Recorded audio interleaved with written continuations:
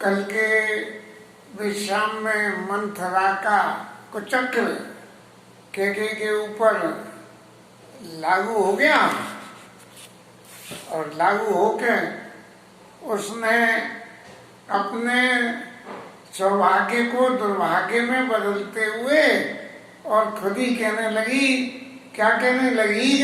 अपने चलत नाज लगी अनबल का की के अगए कई बार मोई देद से। अरे मंत्रा, तेरी बात अगर सभी सही है, पर तू जो कुछ समझ रही है और कह रही है वो सब सही है, तो विधाता ने काहे को एक ही बार में मुझे सबरा दुख दे दिया है? मैंने तो आज तक कभी किसी का बुरा नहीं किया है। हकीकत ये था कि कहीं ने अभी तक तो किसी का बुरा करा नहीं था, ये तो बुरा करने की शुरुआत हो रही थी। लेकिन जब समय फिर जाता है तो हर अच्छी चीज विपरीत लगने लगती है, विपरीत चीज अच्छी लगने लगती है, गलत सही और सही गलत लगने लगती है। नहीं यार जन्म बराबर बर जाई और जियत न करब सबती से बुकाई। पीर में जाकर जिंदगी गुजार दूंगी लेकिन सौत की सेवा नहीं करूंगी, ये ऐसा कुटिलपन जो माताओं के हृदय का है। बस यही कुटिलपन सारे संसार को माया में नचा नचा के और नारद बाबा तो यहाँ तक कर देते हैं कि इधर की उधर कथा के आते हैं, तो वो नहीं हो तो देवी देवताओं के घर में भी जो है खोखो हो जाती है। आदिवत देव जियावत जाई और मरण नीक ते जीवन जाई। दुश्मन के वसीभूत होकर विधाता जिसको जिंदा रखे, उससे अच्छा तो उसका मरना है। अब ये विचारने लायक बात है कि व्यक्ति के अपने जीवन में सुख और दुख और जीवन और मरण, ये चार बातें ऐसी हैं जो विधाता ने अपने हाथ में रख रखी हैं। लेकिन फिर भी हम ऐसा समझते हैं कि सुख भी हमारे कर्म से है और दुख भी हमारे कर्म से है। जब दुख आता है तो दूसरों को दोष देते हैं और सुख आता है तो अपने को भाग्यशाली समझते हैं। इन्हीं सब क्रियाओं पे आधारित होके कैकई को मंथरा ने गढ़ दिया अच्छी तरह से। और दीन बचन सुन बहु विधि रानी और सुन कुबरी दिया माया ठानी। जब ये कैकई इस तरह से ढीली पड़ गई और ये लगा कि वो तो दुश्मनों के चंगुल में फंस गई हैं, तब जो है कौड़ी ने कही कि अब तो मेरा पत्ता चल गया, अब मेरी ट्रम्प लग गई, अब तो मैं जो चाहूं सो मैं खेल रच सकती हूँ। ऐसा विचार के और कौड़ी मैया बोली कि कस तुम जिय मानो जनी ऊना और सुख सुहाग तुम का दिन दूना। अरे तुम अपने मन में काय को ऐसा मानती हो, तुम्हें तो दिन दूने रात चौगने सुहाग का जो है आशीर्वाद मिले, लेकिन वो आशीर्वाद ऐसा मिला कि 4 दिन भी सुहाग नहीं चला उनका। ऐसा आशीर्वाद मिला कि वो 4 दिन भी सुहाग नहीं चला उनका। जे अति बलता का सो पाई बल बड़ी बागा। जिसने तुम्हारा अनबल सोचा है जो उसका फल उसी का ही अनबल होगा। और अनबल होने में क्या हुआ कि कौशल्या अम्बा का तो अनबल कितना हुआ, कुछ भी नहीं हुआ, सिर पे किया कि पुत्र विषय हुआ। लेकिन कैकई का अनबल ये हुआ कि उसके जीवन भर कलंक लग गया। और कहते ऐसा है कि इस रामचरित्र की लीला के बाद किसी भी आदमी ने अपनी पुत्री का नाम कैकई नहीं रखा। जब ते कुमत सुना में स्वामिनी, और भूख न बासर नींद न जामिनी। जब से मैंने ये सुनी है कि ऐसी ऐसी कुमत की लीला रच रही है, तो न तो मुझे दिन में भूख लगे और न रात को नींद आवे। अर्ध रोग हरे निद्रा, सर्व रोग हरे छुड़ा। भूख लगे और नींद आवे तो सब रोग दूर हो जाते हैं, लेकिन जब भूख कह रही है कि नहीं लग रहे हैं तो सब रोगों से घिरे हुए हैं। और तो और सही कोड़ी मैया ने यहाँ तक लीला रच ली कि पूछे गुनिन, बोले ज्योतिषियों पे भी मैं जाके पूछे हूँ, और उन्होंने क्या कही है, पूछे गुनिन रेख तिन खांची, और भरत बुहाल हो ये सांची, कि भरत राजा होंगे। ये बात तो बिल्कुल सच्ची है कि राजा तो होंगे, लेकिन राज्य पे बैठेंगे कि नहीं ये तो नहीं कही। आज सिंहासन पे भरत जी बैठ जाएंगे ये बात थोड़ी कही है, राजा हो जाएंगे। भाई जैन भी तो दे ही राज सोलाई, जिसे राज्याभिषेक दे दिया जाए वो राजा।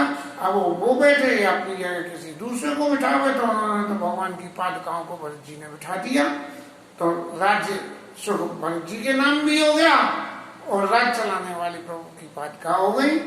वहां मैंने कहा करो तो कहो पाऊ, है तुम्हारी सेवा वसराऊ।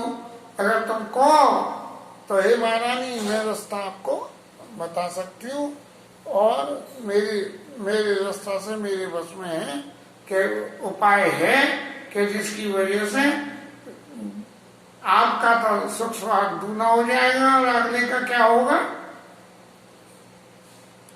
परंकूप तुयु बचन पर सकौ पोत पति त्याग, और कहसी मोर दुख देखी बड़ा कस न करवैत लाल। तेरे वचनों को मान के तो कुएं में भी कूद जाऊं। बस ये जो सारी विद्या है ये माता लोगों की बुद्धि की पराकाष्ठा है नादानता का, और इसी नादानता की वजह से ये सारे संसार की माया ऊपर और नीचे और नीचे और ऊपर हो रही है। तू मेरी देख के इसकी इतनी बात कहेगी तो मैं तेरी बातों को क्यों नहीं मानूंगी, और पुत्र का भी त्याग कर दूंगी और पति का भी त्याग कर दूंगी। अब एक बात देखिए कि एक तरफ पुत्र को राजा के लिए तो ये सब नाटक हो रहा है, और तेरी वचन मान के पुत्र का त्याग कर दूंगी। जब पुत्र को राय देके उसका त्याग कर दोगी तो ये कौन उचित बात है। लेकिन ये सारी बातें ये बताती हैं कि कैकेयी की मति उस वक्त मारी गई थी। कोरी कर कबली के कपट छुरी उरुपान देई, बस में करके और अपनी छुरी चलाने लगी।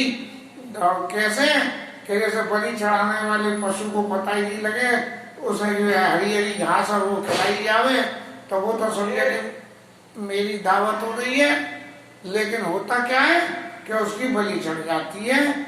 सुनत बात मधु अंत कठोरी, देते मनो मधुमार घोरी। और उसने ऐसी बात बोली जो सुनने में तो बड़ी अच्छी लगे और बड़ी कठोर हो, लेकिन बिल्कुल कैसी कि जैसे शहद में कोई जहर मिला के दे दे कर ले भाई बहुत मीठा है खा के तो देखो। ऐसी स्थिति में इस तरह की कड़ी बात उसने क्या कहा, दुही कहाऊ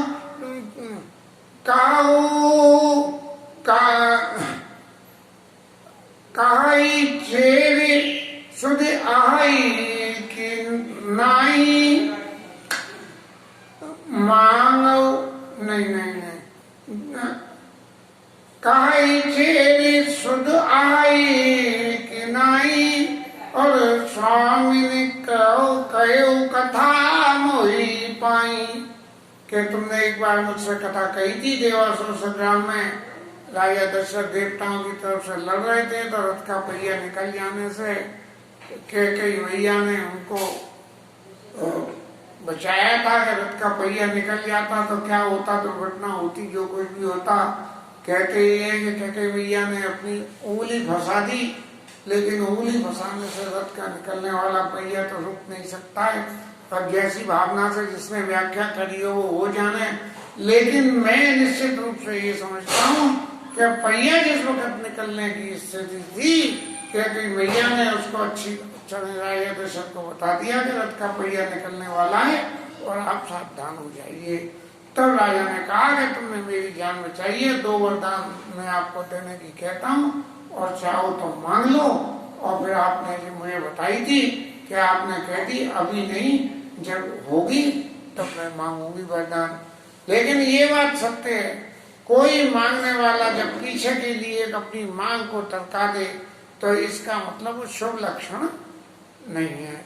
क्योंकि लक्षण यदि शुभ नहीं है तो वो जिस वक्त भी वो मांगेगा उस बात की ऐसी स्थिति होगी कि उस स्थिति में देने वाला दे भी पाए कि नहीं पाए। इसलिए जब आपने कही है कि 2 वरदान भूप संग थाती और मांगा हुआ आज जुड़ा वो छाती, राजा से दोनों वरदान मांग के और अपनी छाती को ठंडी कर लो।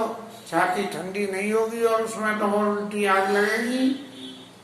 भूपति सुतैराज रामई बनवासु, देवलेव सब तिरासु। तुझे लिए तो भाई ले लो, राम के लिए वनवास ले लो और सौत का सारा आनंद तो छीन लो। भूपति राम शपथ जब करई, तब मांगे वचन ना टरई। राजा जब राम की जो है शपथ ले लें तभी मांगना, जिससे कि वो पीछे नहीं हट जाए मैदान से। हो काज आज निस्बीते, वचन मोर प्रिय मानहु जीते। आज की रात के बाद सबका काम खराब हो जाएगा, इसलिए मेरे इन वचनों को हृदय से लगा के मानना, बिल्कुल जैसे बड़े को गात कर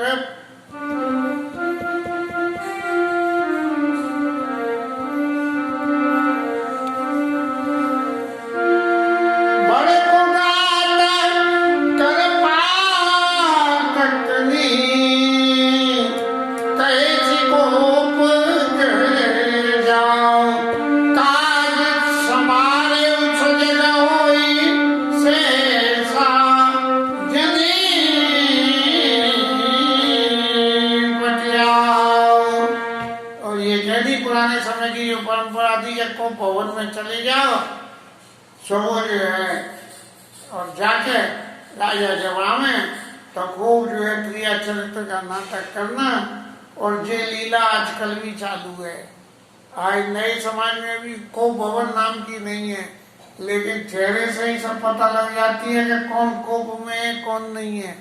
कोई बताने की जरूरत नहीं है।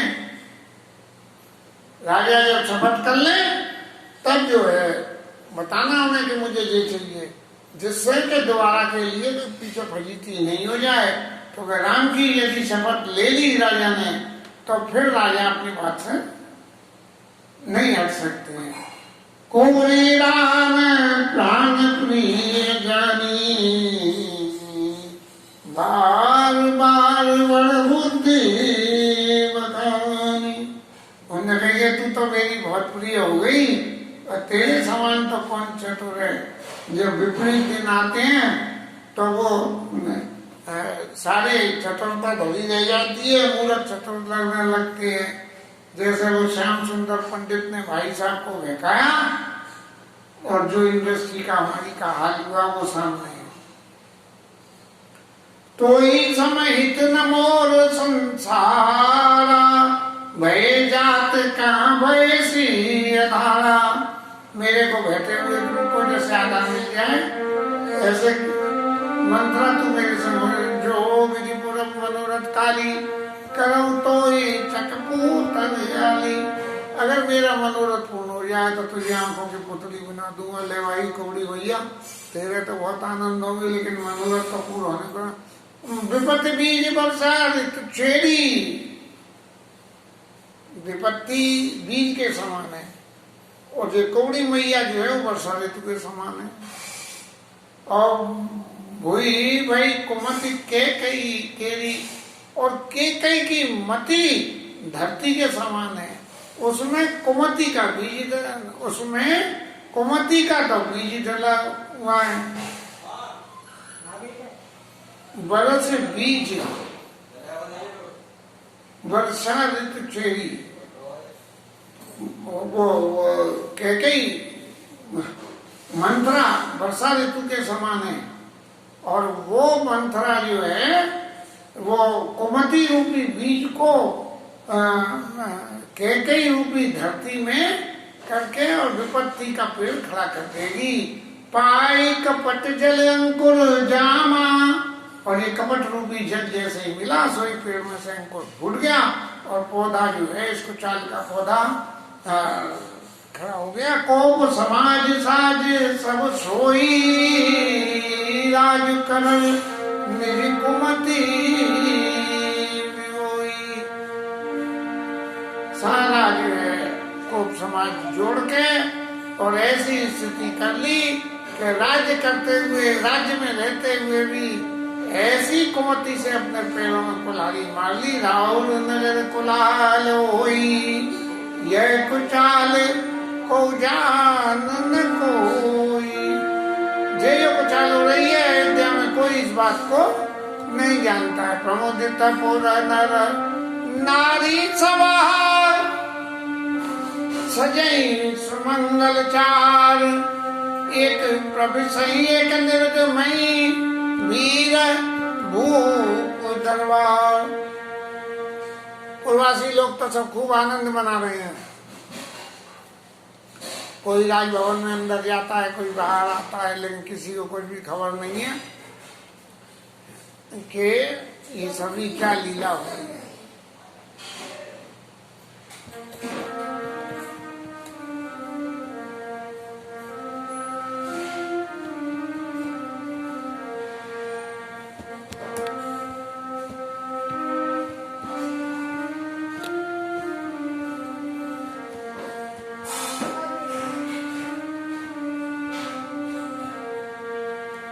बाल सखा सुनियार साई, मिली 10 5 राम पई जवाई। प्रभुआ दराई प्रेम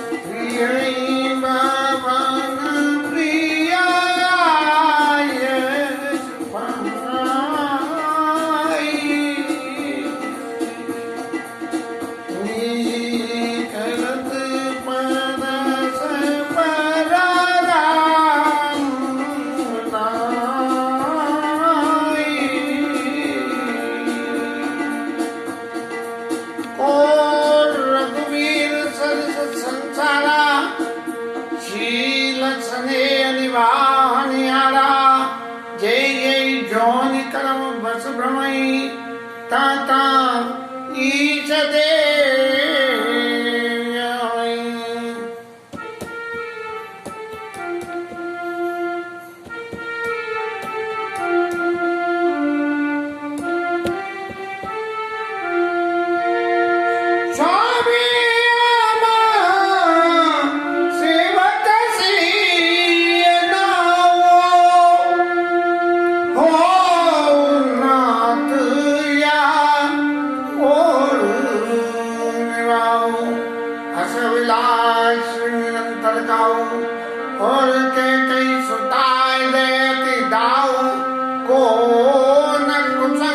पाए नसाई राई न नीच मते चतुराई सार समय सानंद नपा गया के गवन मिठुरता निकट की जन धरि दे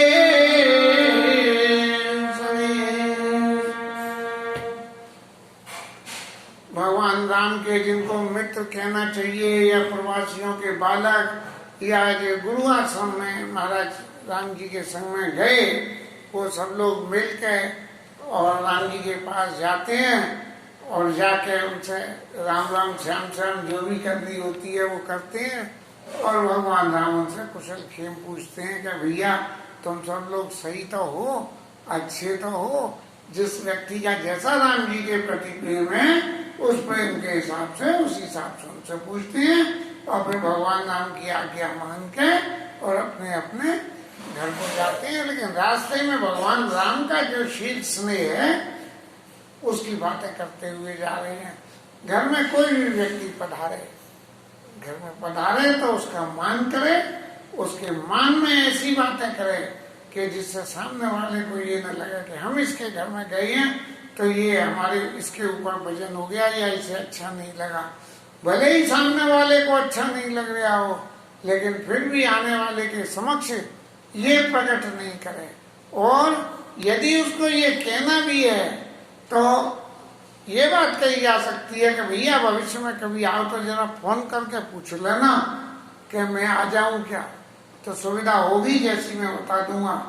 एक भले आदमी को हम 2 दफे उसको तलाशने गए और उस भले आदमी ने जो है मिला ही नहीं, तो उसने कह दिया मैं फोन करूँ जब आना, न बाबा आवे न घंटा बाजे।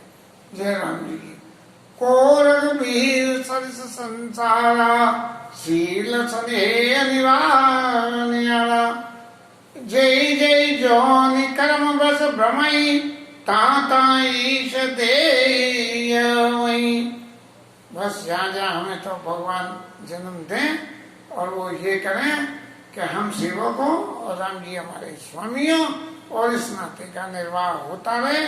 सब लोगों के मन में बड़ी बड़ी अभिलाषा और हो रही है, लेकिन कैकेयी महारानी के मन में तो बड़ा बड़ा कल्प विकल्प हो रहा है।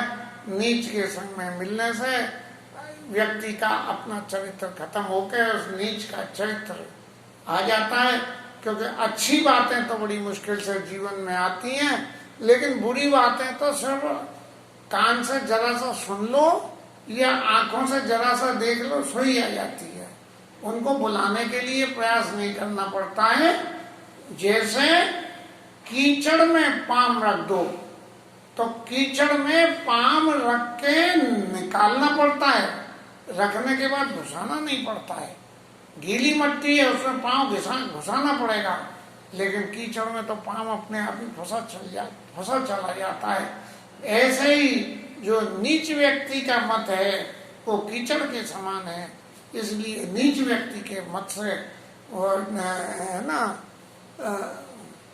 बड़ भाष नरक करताता और दुष्ट संग जन दे विधाता। नरक में बास दे दे लेकिन दुष्ट आदमी का संग नहीं दे। को न सुसंग को न कुसंगत पाई नसाई रही न नीच मते चतुराई। और संज्ञा के समय महाराजा ने जब सब अपने मन की बातें पूरी करके और राजमहल में गए हैं और कमक्ति के मारे महाराज भी सीधे कैकेयी यहाँ चले गए। अब यदि विडंबना को देखें तो कैकेयी के स्नेह के पीछे तो सबरी लीला हो गई और ये स्नेह था या कामासक्ति थी। भले ही राजा दशरथ बूढ़े हो गए लेकिन आसक्ति फिर भी ठंडी नहीं हुई उनकी, और इस आसक्ति ने ही सारे रामचरित को उजागर कर दिया।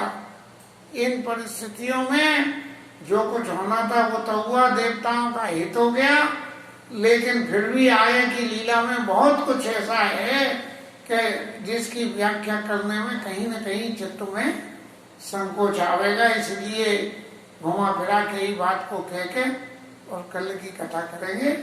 आज की कथा का विश्राम। हरि नाम कीर्तन।